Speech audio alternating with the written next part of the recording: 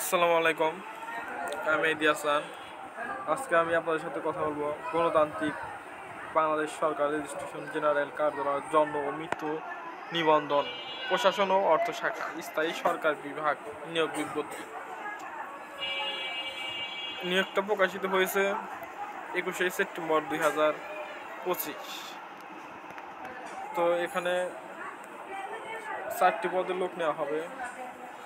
প্রথম পদে দেওয়া আছে ব্যক্তিগত সহকারী, বেতন 11,000 টাকা শুরু করে 26,590 টাকা। এটির জন্য শিক্ষাগত যোগ্যতা দরকার হবে কোনো স্বীকৃতিপ্রাপ্ত বিশ্ববিদ্যালয় হইতে দ্বিতীয় শ্রেণী বা সমমানের জিপিএ স্নাতক বা সমমানের ডিগ্রি। ষাটলিপিতে সর্বনিম্ন গতি প্রতি মিনিটে বাংলায় 50 শব্দ এবং ইংরেজিতে 80 শব্দ। মুদ্রা অক্ষরে সর্বনিম্ন গতি হতে হবে প্রতি মিনিটে বাংলায় 25 শব্দ এবং ইংরেজিতে 30 শব্দ। দ্বিতীয় নম্বরে আছে সহকারী হিসাব রক্ষক। এর বেতন হবে 10,200 টাকা থেকে শুরু করে 24,680 টাকা। এটি 14তম গ্রেড। কোনো স্বীকৃত বিশ্ববিদ্যালয় শিক্ষাগত যোগ্যতার জন্য দরকার হবে কোনো স্বীকৃত বিশ্ববিদ্যালয় হইতে হিসাব বিজ্ঞান বিষয়ক ব্যবসায় শিক্ষা বিভাগে ন্যূনতম দ্বিতীয় শ্রেণী বা সমমানের জিপিএস স্নাতক বা সমমানের ডিগ্রি। তথ্য প্রযুক্তি ও কম্পিউটার পরিচালনার দক্ষতা থাকতে হবে। তৃতীয় নম্বরে নেওয়া হবে অফিস সহকারী কাম কম্পিউটার মুদ্রাক্ষিক টাকা। বেতন 9,300 টাকা থেকে শুরু করে 22,490 টাকা পর্যন্ত।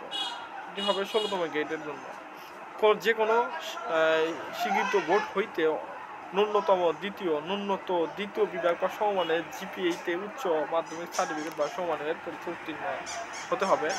তাকে কম্পিউটার ব্যবহারের দক্ষতা জানতে হবে। কম্পিউটার মুদ্রাক্ষণে সর্বনিম্ন প্রতি মিনিটে বাংলায় 20 শব্দ এবং ইংরেজিতে 20 শব্দ। 4 নম্বর নেওয়া হবে অফিস সহায়ক।